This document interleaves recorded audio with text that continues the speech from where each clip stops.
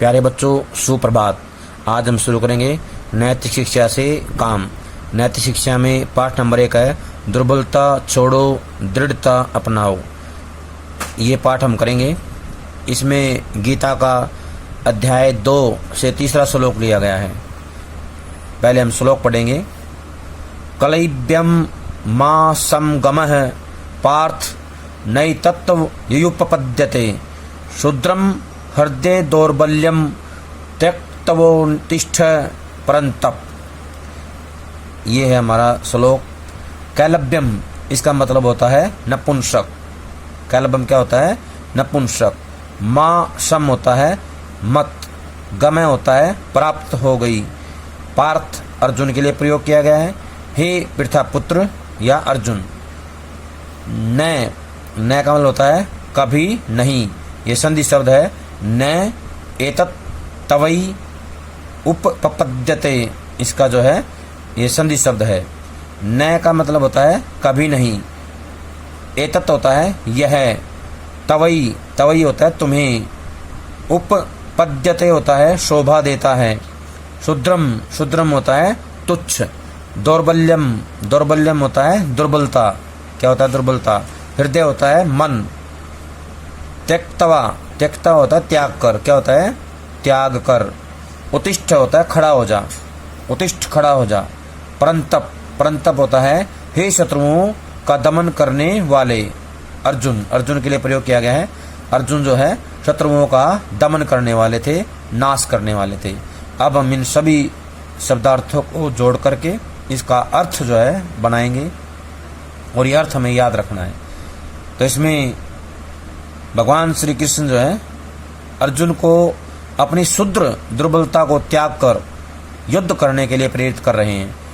इसके अंदर कहते हैं कैलब्यम मां समगमः, यानी कि हे अर्जुन तू इस समय नपुंसकता को मत प्राप्त हो, नपुंसकता को त्याग दे। पार्थ नैतत् नैतत् यानी कि न एतत्, नैतत् है न एतत्, यानी अब जो है तू कभी नहीं प्राप्त होने वाली जो नपुंसकता है उसको त्याग। और युपपद्यते यानी कि तवई तुम्हें, उपपद्यते होता है शोभा देता है, यानी कि तुम्हें ये शोभा नहीं देता है कि तुम जो है नपुंसकता को प्राप्त हो जाओ। ये तुम्हारे लिए अच्छा नहीं है, कभी भी ये तुम्हारे लिए सही नहीं कहलाएगा। इसलिए तुझ में ये उचित जान पड़ती है, यानी कि जो ये बातें हैं नपुंसकता वाली इनको त्याग दो और एक वीर पुरुष की तरह युद्ध करने का निश्चय करने के लिए उठ जाओ, युद्ध के लिए तैयार हो जाओ।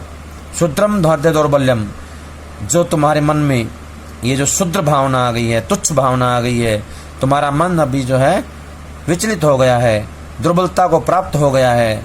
त्यक्तवा होता त्याग दो, उत्तिष्ठ होता खड़े हो जाओ। तुम इस हृदय की दुर्बलता को त्याग करके खड़े हो जाओ। परंतप होता है शत्रुओं का दमन करने वाले, शत्रुओं को मार देने वाले, हरा देने वाले। हे अर्जुन तुम जो है अपने हृदय की इस दुर्बलता को त्याग दो और युद्ध के लिए खड़े हो जाओ। ऐसा निश्चय बनाकर युद्ध के लिए तैयार हो जाओ। इस पाठ में यह संदेश दिया गया है कि जब हमारा मन मजबूत होगा, काम क्रोध लोभ मोह अहंकार इन प्रवृत्तियों को त्याग देगा, इनके अधीन होता है तो कमजोर हो जाता है, जब इनको त्याग देता है मजबूत हो जाता है। चिंता भय आशंका आदि हमारे भीतर की ऊर्जा को वैसे ही खोखला करने लगते हैं जैसे लकड़ी के अंदर लगी दीमक उस लकड़ी को खोखला कर देती है। कहने का आशय है कि जैसे लकड़ी जो है अंदर ही अंदर जो दीमक के द्वारा खोखली बना दी जाती है, दीमक जो है लकड़ी को खा जाती है। बाहर से तो लगती है मजबूत है, लेकिन वो मजबूत वास्तव में नहीं होती है, लकड़ी उसको खा जाती है अंदर से। ठीक वैसे ही जो ये हमारे शत्रु हैं, काम क्रोध लोभ मोह अहंकार, ये जो प्रवृत्तियां हैं ये मनुष्य के मन को कमजोर बना देती हैं, मनुष्य को जो है खोखला कर देती हैं अंदर से। इसलिए हे अर्जुन तुम अपनी जो ये प्रवृत्तियां हैं, जो ये कमजोर करने वाली प्रवृत्तियां हैं, इनके अधीन मत हो। अपने मन को मजबूत बनाओ और युद्ध के लिए खड़े हो जाओ। अब हम इसका जो है आज के संदर्भ में क्या अर्थ है वो पढ़ेंगे। युद्ध काल में तू नपुंसक न बन, नहीं तेरे योग्य है यह अर्जुन।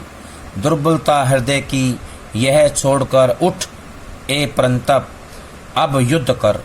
इन पंक्तियों के माध्यम से ये बताने का प्रयास किया गया है, कहा गया है कि अब युद्ध का समय आ गया है, तो ये जो कमजोरी है, नपुंसकता है, उसको त्याग दे, और ये तेरे लिए बिल्कुल भी उचित नहीं है, योग्य नहीं है। दुर्बलता हृदय की जो आ गई है तेरे अंदर, इसको छोड़ और युद्ध के लिए खड़ा हो जा। हे शत्रुओं को जीतने वाले, शत्रुओं का दमन करने वाले अर्जुन, युद्ध के लिए खड़े हो जाओ। अब तुम्हारे लिए और कोई विकल्प इसके अलावा नहीं बचता है। तो प्यारे विद्यार्थियों, आप जानते ही होंगे कि महाभारत का युद्ध पांडवों और कौरवों के बीच लड़ा गया था। महाभारत युद्ध प्रारंभ होने से ठीक पहले अर्जुन अपना मनोबल पूरी तरह गिरा बैठा। सबसे पहले युद्ध को लेकर तरह तरह की आशंकाओं, चिंताओं ने, उसके बाद भय और शोक ने अर्जुन के मन पर पूरा अधिकार कर लिया। इतना बलवान अर्जुन, जो युद्ध में कभी किसी के सामने या किसी से परास्त नहीं हुआ, आज वह हार गया। किसी और से नहीं, अपने मन से, मन में भरी हुई मोह माया से, शोक और भय की वृत्ति से परिणाम यह हुआ कि अर्जुन का मन कमजोर हो गया। कमजोर मन हो जाने के कारण उसका शरीर भी लड़खड़ाने लगा। अर्जुन निराश, उदास और हताश होकर रथ के पिछले भाग में जा बैठा। युद्ध न करने की भावना उसके मन में घर कर गई। प्यारे वत्स, अर्जुन को इस तरह मोह और अज्ञानता से ग्रस्त देख प्रभु श्री कृष्ण ने उसे समझाने का प्रयास किया। भगवान श्री कृष्ण अर्जुन को यहाँ सीधा संकेत कर रहे हैं, शुद्र हृदय दौर्बल्यम, अर्थात अपने हृदय की इस दुर्बलता को छोड़, जिसने तुझ बलशाली को भी इतना कमजोर कर दिया है। प्यारे विद्यार्थियों, सदैव स्मरण रहे कि यह बात केवल अर्जुन के लिए ही नहीं है।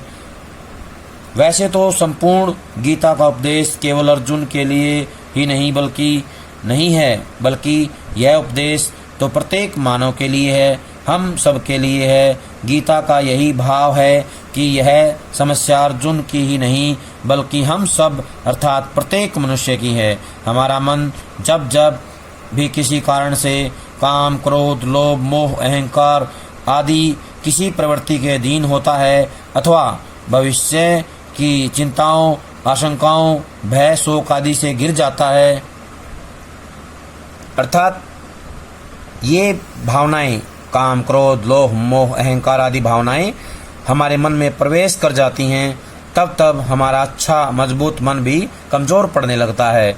यह सच है कि चिंताओं, आशंकाओं से युक्त भय आदि अंदर की ऊर्जा को वैसे ही खोखला करने लगते हैं जैसे लकड़ी के अंदर लगी दीमक लकड़ी को खोखला कर देती है। प्यारे बच्चों, अभी तो आप युवा हो, बचपन की दहलीज को लांघकर यौवन के आंगन में आए हो।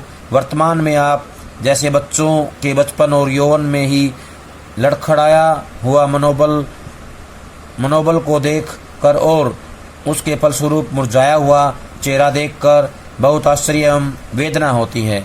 यानी कि बचपन और यौवन में लड़खड़ाहट नहीं होनी चाहिए, मन मजबूत होना चाहिए, तभी जो है मन खुश रहेगा। हर कोई व्यक्ति देखने वाला खुश रहता है। आप स्वयं सोचो और बताओ कि क्या आप इसे अच्छा कह सकते हैं? क्या यह अनमोल यौवन के साथ अन्याय नहीं है? यदि आपका मन स्वस्थ, शांत, स्थिर, एकाग्र और विश्वास से भरा हुआ होगा तो ही आप अपने शरीर से कुछ अच्छा कर पाओगे, तभी जीवन में महानता की सीढ़ियां चढ़ सकोगे। प्रत्येक सफल व्यक्ति ने भी किसी क्षेत्र में सफलता का शिखर छुआ है तो केवल अपने मजबूत मनोबल से ही छुआ है। गिरे हुए मन अर्थात कमजोर हृदय से कोई भी किसी क्षेत्र में आगे नहीं बढ़ पाया, न ही कभी बढ़ पाएगा। किसी भी व्यक्ति के पास साधन सुविधाएं कितनी भी अधिक क्यों न हो, लेकिन उसका मनोबल गिरा हुआ हो, हृदय दुर्बल हो, तो वह अच्छा जीवन नहीं जी सकता। इसलिए श्रीमद् भगवद गीता के इस उद्बोधन से स्वयं को उठाओ, जगाओ, आगे बढ़ो और अपने जीवन के लक्ष्यों को प्राप्त करो। कहने का आशय है कि हमें अपने मन को कभी भी दुर्बल नहीं होने देना है, मजबूत मन के साथ हमें आगे बढ़ना है, औरों को भी आगे बढ़ाना है। प्यारे बच्चों, ये था हमारा नैतिक शिक्षा का पाठ नंबर 1। सभी इसको अच्छे से पढ़ेंगे, समझेंगे और जैसे ये पाठ पूरा हो जाए, समझ में आ जाए, उसके बाद इस पाठ से संबंधित जो है प्रश्नों के उत्तर सभी को याद करने हैं। जब तक अगली वीडियो आती है तब तक ये सारा काम कर लें। सभी का बहुत बहुत धन्यवाद।